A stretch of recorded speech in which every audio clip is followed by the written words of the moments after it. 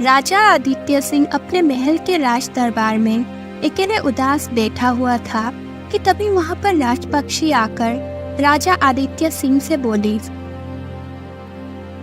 ये मैं क्या सुन रही हूँ महाराज, महारानी बीमार है। तुमने बिल्कुल सही सुना राजपक्षी। पिछले कुछ दिनों से महारानी की तबीयत बहुत ज्यादा खराब हो गई है। उनकी हालत दिन ब दिन बिगड़ती जा रही है। अगर ऐसी बात थी महाराज, तो आपने मुझे पहले इस बात से अवगत क्यों नहीं कराया। राजपक्षी, मैंने सोचा था कि रानी सुखमणि को कोई मामूली सी बीमारी होगी, इसलिए मैंने उन्हें बताना उचित नहीं समझा। परंतु मैं राज्य के बड़े बड़े वैद्य से उनका इलाज करा चुका हूँ, मगर रानी सुखमणि की बीमारी सही होने का नाम ही नहीं ले रही। जब बीमारी में जड़ी बूटियां काम करना बंद कर देती है, तो फिर प्रार्थना ही काम आती है। मैं कुछ समझा नहीं राजपक्षी। महाराज, मैं एक हिरन को जानती हूँ जो दिखने में नीले रंग का है। कहते हैं जो भी बीमार व्यक्ति या औरत उस साधु के पास जाते हैं तो स्वस्थ होकर ही आते हैं। उसके पास बीमारी को समझने की अद्भुत शक्ति है। तो फिर क्यों ना उस हिरण को तुरंत यहाँ पर लाया जाए। महाराज, वो हिरन संसार की मोह माया से दूर रहना पसंद करता है, इसीलिए वो जंगल के एक गुफा में रहता है। अगर आपकी आज्ञा हो तो मैं आपको उस गुफा तक पहुंचा सकती हूँ।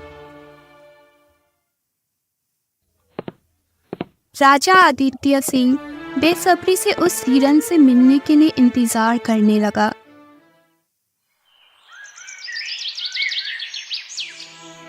अगले सुबह राजा राजपक्षी के साथ घोड़े पर बैठकर गुफा की तरफ जाने लगा।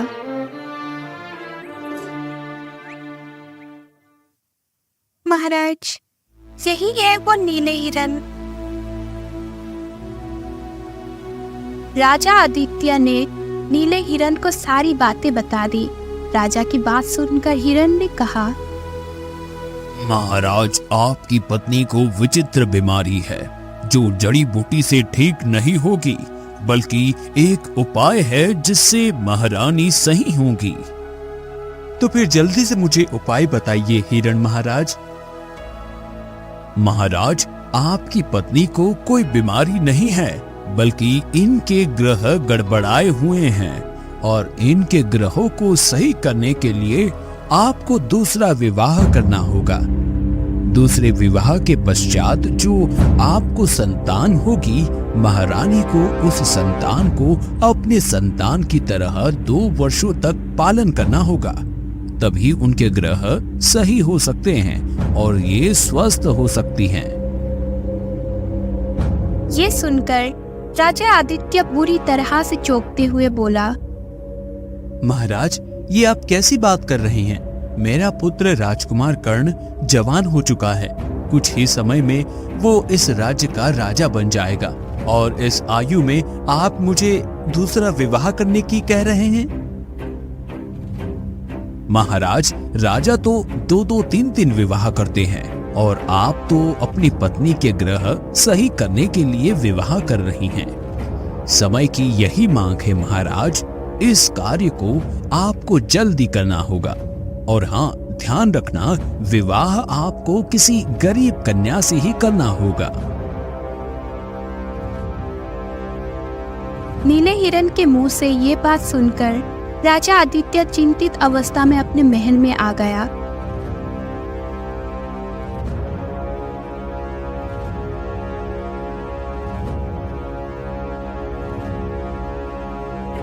हिरन ने आपको बहुत सरल उपाय बताया है महाराज, इसमें इतनी चिंता करने की क्या बात है। पर तुम तो जानते हो राजपक्षी कि मेरा पुत्र राजकुमार कर्ण कितना गुस्से वाला है। कहीं वो मेरे दूसरे विवाह को गलत न समझ बैठे।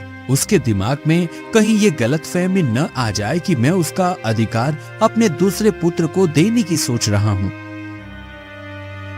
ऐसा बिल्कुल नहीं होगा महाराज, राजकुमार कर्ण को मैं समझा दूंगा। वो सब तो ठीक है राजपक्षी, लेकिन आखिर मैं दूसरा विवाह करूं तो किससे करूं? आपको उसकी चिंता करने की कोई आवश्यकता नहीं। नीले हिरण ने बताया है कि आपको किसी गरीब कन्या से विवाह करना होगा, और मैं एक ऐसे गरीब कन्या को जानती हूँ जो राज्य से दूर एक झोपड़ी में रहती है। उसका नाम इंदुमती है। उस बेचारी के पास बरसात से बचने के लिए भी कोई छत भी नहीं है। तो ठीक है, हम स्वयं वहां पर जाएंगे और उससे बात करेंगे।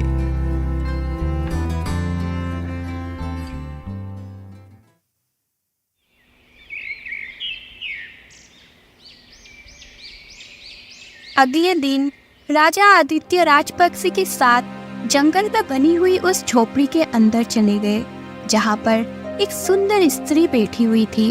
राजा आदित्य को देखकर वो चौंकते हुए बोली, इस गरीब अनाथ के घर पर महाराज स्वयं पधारे हैं। क्या मुझसे कोई गलती हो गई महाराज?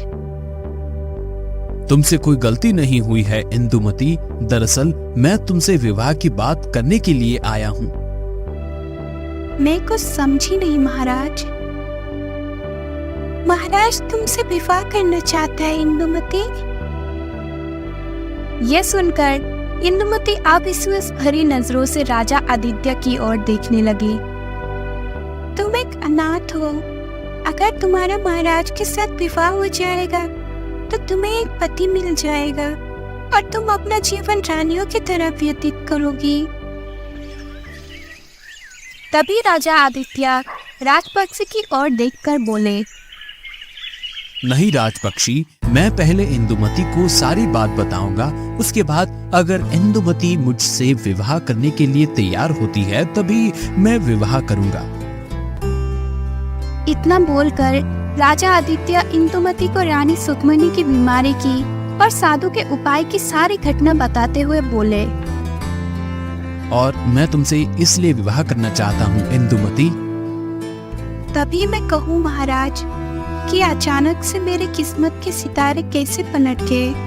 अगर सवाल महारानी की बीमारी का है तो अगर मेरा प्राण लेकर भी उनकी बीमारी सही हो जाए तो मैं देने के लिए तैयार हूँ। इसका मतलब तुम मुझसे विवाह करने के लिए तैयार हो?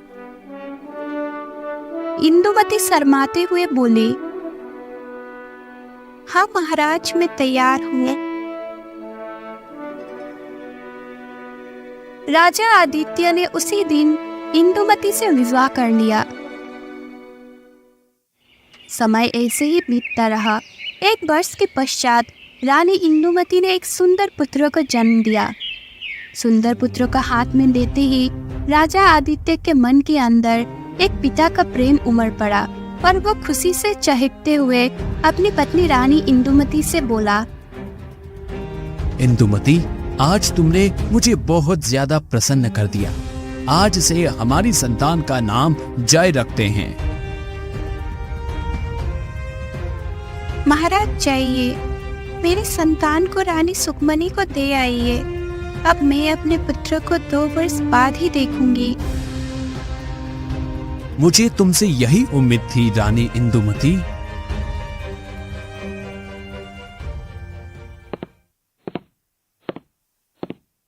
राजा आदित्य अपने पुत्र को सुखमनी को दे आया और उस दिन से जय की परवरिश रानी सुखमनी अपने पुत्र की तरह करने लगी।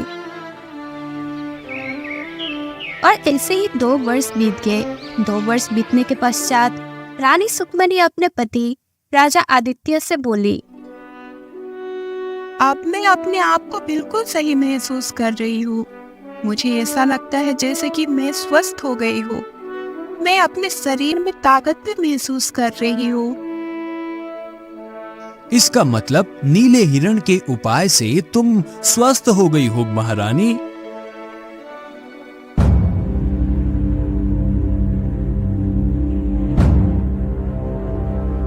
आप इसे अपनी दूसरी पत्नी को दे आइए। वैसे भी मैं तो केवल स्वस्थ होने के लिए एक भिखारन के बेटे की परवरिश कर रही थी। ये सुनकर राजा आदित्य चौंकते हुए बोला, ये आप क्या कह रही हैं महारानी? मैं बिल्कुल सही कह रही हूँ। आप क्या जाने कि एक सौतन के बेटे की परवरिश करने का एक स्त्री पर क्या महसूस होता है। इससे पहले कि मैं इसे अपने हाथों से मार दूं, इसे तुरंत मेरी आंखों के सामने से दूर ले जाइए। रानी सुकमनी के मुंह से ये सब सुनकर राजा आदित्य को तेज झटका पहुंचा। राजा आदित्य अपने दूसरे पुत्र जय को लेकर सीधे इंदुमती को दे आया। राजा आदित्य कक्ष से बाहर निकला ही था कि तभी उसका पुत्र राजकुमार कर्ण अपने पिता से बोला, पिताजी, आपने मुझसे कहा था कि जब माँ बिल्कुल स्वस्थ हो जाएगी तब आप मुझे इस राज्य का राजा घोषित कर देंगे। अब माँ स्वस्थ हो चुकी है तो समय आ गया है कि आप मुझे राजा घोषित कर दीजिए। हाँ पुत्र, मुझे याद है आज तुम्हारी माँ पूरी तरीके से स्वस्थ हो उठी है। मेरे द्वारा किए गए वादे के मुताबिक मैं आज के आज ही तुम्हें राजा घोषित करूंगा।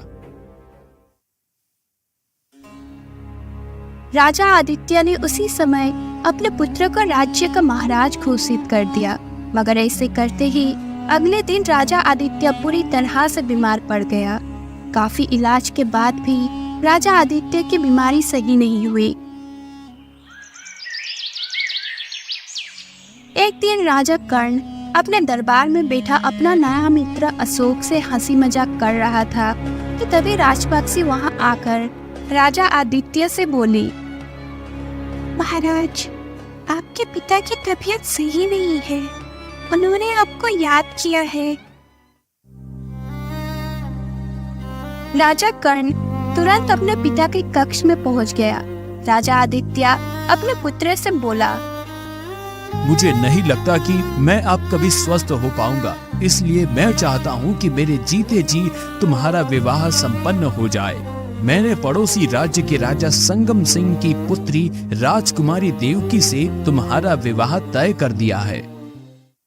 जैसी आपकी इच्छा पिताजी, आप मुझे जहां कहेंगे मैं वहां विवाह करने के लिए तैयार हूं। कुछ ही समय में राजा कर्ण का विवाह राजकुमारी देवकी से संपन्न हो गया। विवाह के कुछ समय बाद राजा आदित्य संसार को छोड़कर चला गया। ऐसे ही समय बीतता रहा और ऐसे ही 10 वर्ष बीत गए। राजकुमार जय अब 12 वर्ष का हो चुका था। एक दिन राजा कर्ण की पत्नी देवकी अपने पति से बोली, आपका सौतेला भाई अब 12 वर्ष का हो चुका है। हाँ, मुझे पता है। और हमारा पुत्र भी 5 वर्ष का होने वाला है। हाँ, मुझे ये भी पता है, लेकिन ये सारी बातें तुम मुझसे क्यों कह रही हो? आखिर तुम कहना क्या चाहती हो? वही जो तुम कभी देखना नहीं चाहते। ये पहेलियां मत बुझाओ देवकी, साफ साफ बोलो, बात क्या है? देखो, तुम्हारा सौतेला भाई अब 12 वर्ष का हो चुका है। कुछ ही वर्षों में वो जवान हो जाएगा, जबकि तुम धीरे धीरे बूढ़े हो रहे हो। जब वो जवान होगा तो वो भी इस राज्य पर अपना दावा पेश करेगा, पर उसका ये अधिकार बनता भी है। आखिरकार वो भी तुम्हारे पिता की संतान है। भले ही उसकी रगों में तुम्हारी माँ का खून ना हो, लेकिन तुम्हारा पिता का रक्त उसमें भी बह रहा है। देवकी ने ये बात कही ही थी कि तभी राजा कर्ण की माँ सुकमनी वहां पर आकर अपने पुत्र से बोली,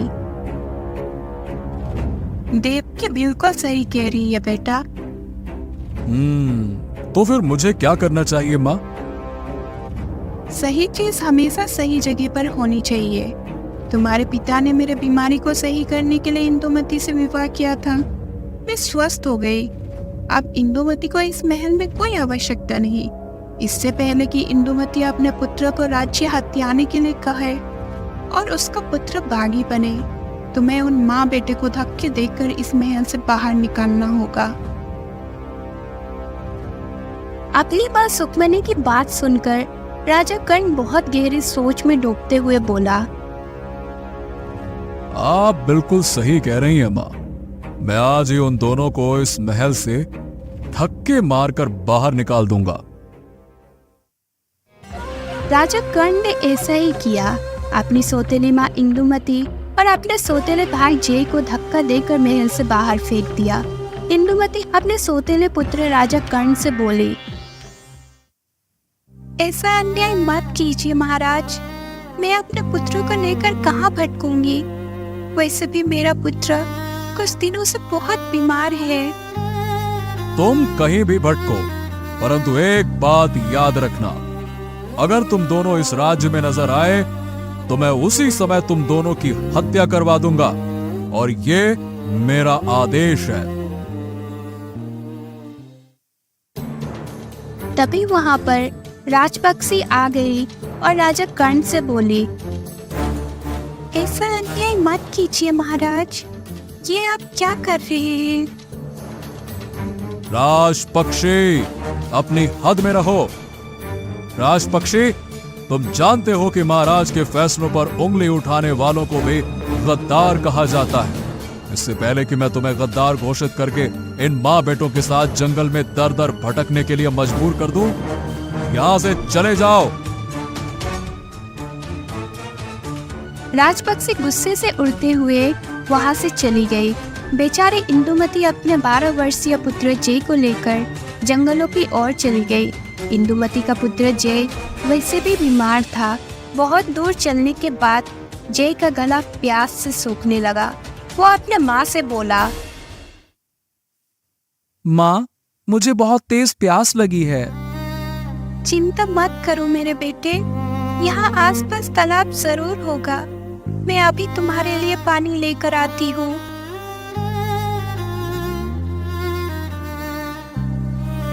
इंदुमती पागलों की तरह जंगल में तालाब को खोजने लगी। बहुत देर के बाद उसे एक तालाब मिल गया। इंदुमती अपने पुत्र जय को लेकर तालाब तक पहुंची ही थी कि तभी उसका पुत्र जय बेहोश हो गया। तुझे क्या हुआ बेटा? अपनी आंखें खोल, देख तालाब आ गया। अब तो तालाब से ढेर सारा पानी पी सकता है, सब कुछ सही हो जाएगा। अपनी आंखें खोल बेटा। परंतु जय ने अपनी आंखें नहीं खोली। इंदुमती समझ गई कि उसका पुत्र अब इस संसार में नहीं रहा, तो फूट फूट कर रोने लगी। तभी वहाँ नीले रंग की हिरन, जिसने राजा आदित्य की पत्नी का उपाय बताया था, वहाँ पानी पीने के लिए आया था। इंदुमती को रोते देखा तो वो बोला, जिसके भाग्य में जो लिखा होता है उसे वही मिलता है। इंदुमती ने हिरन को सारी घटना बताती हुई बोली, आखिर मुझे क्या मिला हिरन महाराज? मेरे पति भी मुझे छोड़कर चले गए, मेरा पुत्र भी छोड़कर चला गया, और तो और मुझे महल से भी धक्के देकर बाहर निकाल दिया गया। चिंता मत करो तुम, अपने पुत्र के शव को इसी तालाब के किनारे मिट्टी के नीचे दबा दो। जिन्होंने तुम्हारे साथ घोर अन्याय किया है, उन्हें उनकी पापों की सजा अवश्य मिलेगी, और जिसने उनकी बातों में आकर पाप किया है, वो अपने पाप जीवन भर याद करता रहेगा। इंदुमती रोती हुई अपने बेटे को तालाब के किनारे मिट्टी के नीचे दबा दिया। इस तालाब के उस पार ही एक गुफा है, अगर तुम चाहो तो तुम मेरे साथ रह सकती हो। वैसे भी अब मेरा इस संसार से मोह भंग हो चुका है हिरन महाराज। मैं अब एकांत में ही अपना सारा जीवन व्यतीत करना चाहती हूँ।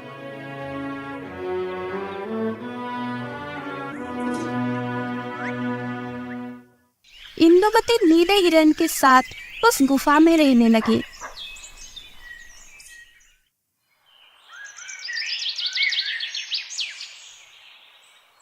एक दिन इंदुमती की नजर तालाब के किनारे पड़ी, जहाँ पर एक सुंदर वृक्ष उगा हुआ था और जिस पर एक ही फल लटक रहा था।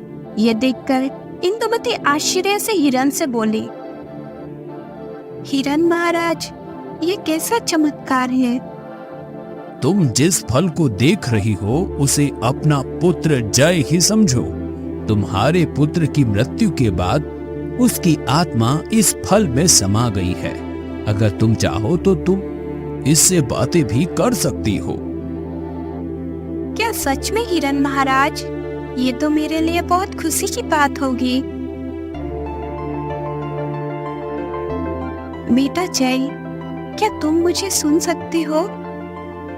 हाँ माँ, मैं तुम्हें सुन सकता हूँ।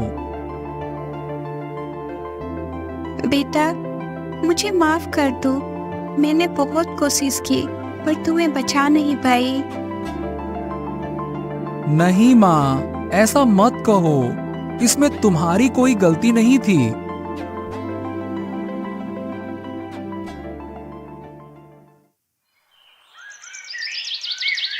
समय ऐसे ही बीतता रहा। एक दिन अचानक राजा कर्ण की पत्नी, उसकी माँ और उसका पुत्र बुरी तरह से बीमार पड़ गया। राजा कर्ण ने राज्य के सभी बड़े बड़े वेद को बुलाया, मगर सभी ने अपना हाथ खड़ा कर दिया। राजा कर्ण बुरी तरह से चिंतित हो उठा। अचानक उसे राजपक्षी की याद आ गई और वो एक सैनिक से बोला, तुरंत राजपक्षी को यहाँ पर बुला कर ले आओ। कुछ समय बाद सैनिक राजपक्षी को वहां पर ले आया। राजपक्षी राजा कर्ण की ओर देखकर बोली, आपने मुझे यहाँ पर क्यों याद किया है महाराज? आपने तो मुझे महल से निष्कासित कर दिया था। राजा कर्ण सारी घटना बताते हुए राजपक्षी से बोला, जब माँ बीमार पड़ी थी तब तुमने मेरे पिता की मदद की थी, और आज मेरी माँ, मेरी पत्नी और मेरा पुत्र तीनों बुरी तरह से बीमार हैं। तुम्हारे पिता तुम्हारी तरह घमंडी नहीं थे राजन। तुमने निर्दोष माँ बेटी को अपने महल से धक्के देकर जंगल में ढकेल दिया। उन माँ बेटों की हाय एक न एक दिन तो लगनी ही थी। मैं अपनी गलती मानता हूं राजपक्षी, और मैं अपने पापों का प्रायश्चित करने के लिए कुछ भी करने को तैयार हूं। परंतु आप मुझे बस उन हिरण महाराज का पता बता दीजिए जिन्होंने मेरी माँ को सही करने का उपाय बताया था।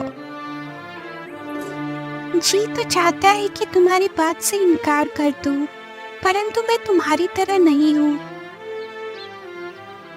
इतना बोलकर राजपक्षी ने राजा कर्ण को बता दिया कि वो नीले रंग का हिरण कहाँ रहता है। राजा कर्ण ने तुरंत राजपक्षी के साथ घोड़े पर बैठकर जंगल की तरफ चल दिया। कुछ घंटे सफर करने के बाद राजा कर्ण उस गुफे में पहुंच गया।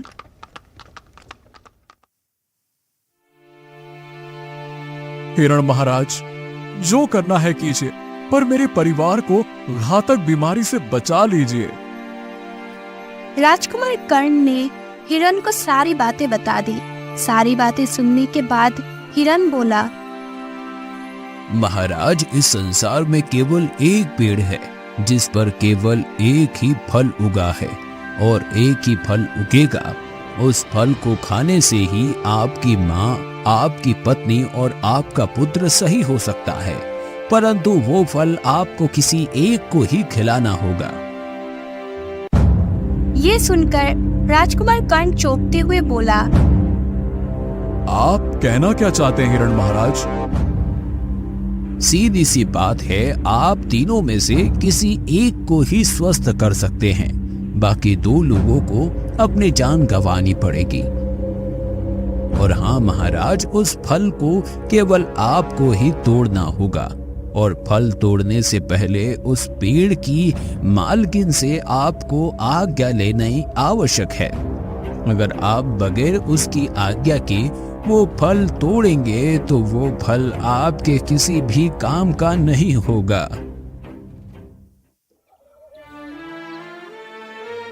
हिरण राजा कर्ण को उसी तालाब के किनारे पर ले गया जहाँ पर वो वृक्ष था। उस वृक्ष के नीचे अपनी सौतेली माँ रानी इंदुमती को देखकर राजा कर्ण बुरी तरह से चौंकते हुए बोला, हाँ, ये तो मेरी सौतेली माँ रानी इंदुमती हैं, जिन्हें मैंने अपमानित करके बाहर निकाल दिया था। सही कहा महाराज, ये वही इंदुमती है, और जिस पेड़ को आप देख रहे हैं, जिस पर केवल एक ही फल लटक रहा है, वही फल है जिसे खाने से तीनों बीमारों में से एक को स्वस्थ किया जा सकता है। लेकिन आपको ये जानकर आश्चर्य होगा कि वो फल कोई साधारण फल नहीं है।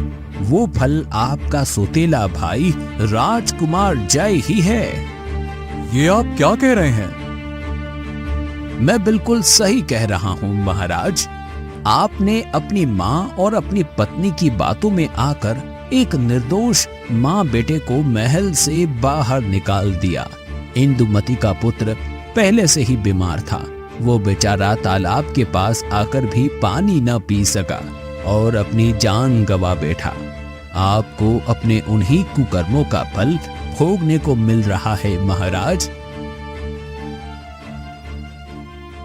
राजा कर्ण तुरंत जाकर अपनी सौतेली माँ रानी इंदुमती के सामने रोते हुए बोला, मुझे माफ कर दो माँ, मुझसे बहुत भारी भूल हो गई। काश मैं अपनी माँ और अपनी पत्नी की बातों में नहीं आता, तो शायद आज मुझे ये समय देखने को ही नहीं मिलता। ये क्या हो गया? इतना बोलकर राजा कर्ण सारी घटना बताते हुए अपनी सौतेली माँ इंदुमती से बोला, मुझे इस फल को तोड़ने की स्वीकृति दे दो माँ। इस फल को खाने से ही मेरे परिवार में किसी एक को जीवन दान मिल सकता है।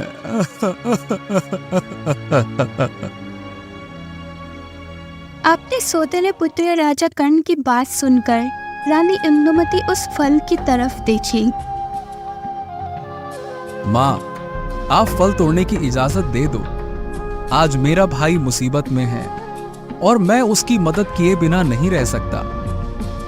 पर बेटा तुम उसके लिए चिंता मत करो माँ। जैसे ही ये फल पेड़ से टूट जाएगा, मेरी आत्मा एक दूसरे फूल में समा जाएगी। इसमें क्या हो गया? मैं एक नया फल के रूप में पैदा हो जाऊंगा।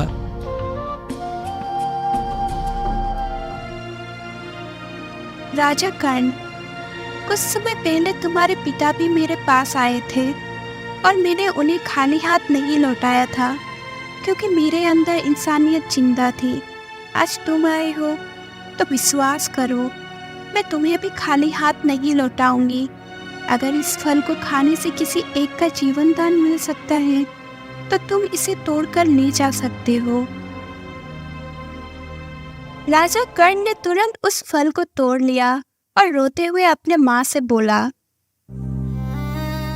आप ही मुझे बताइए माँ कि मैं इस फल को किसे खिलाऊं? मेरे कुछ भी समझ में नहीं आ रहा। तुम्हारी माँ और तुम्हारी पत्नी मन से अशुद्ध थी, इसीलिए उनका इस संसार में रहना बेकार है।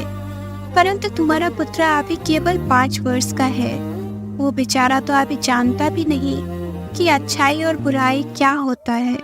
तुम्हें अपने पुत्र को बचाना चाहिए और जब वो बड़ा हो जाए तो उसे इंसानियत का पाठ पढ़ाना और उसे एक अच्छा इंसान बनाना, ठीक अपने पिता की तरह।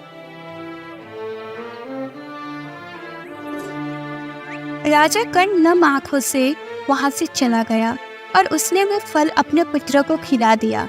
फल खाने के पश्चात राजा का पुत्र सही हो गया और राजा कर्ण की माँ और उसकी पत्नी देवकी संसार छोड़कर चली गई। राजा कर्ण ने भारी मन से उन दोनों का अंतिम संस्कार कर दिया और फिर जीवन भर हमेशा पश्चाताप की आग में ही जलता रहा।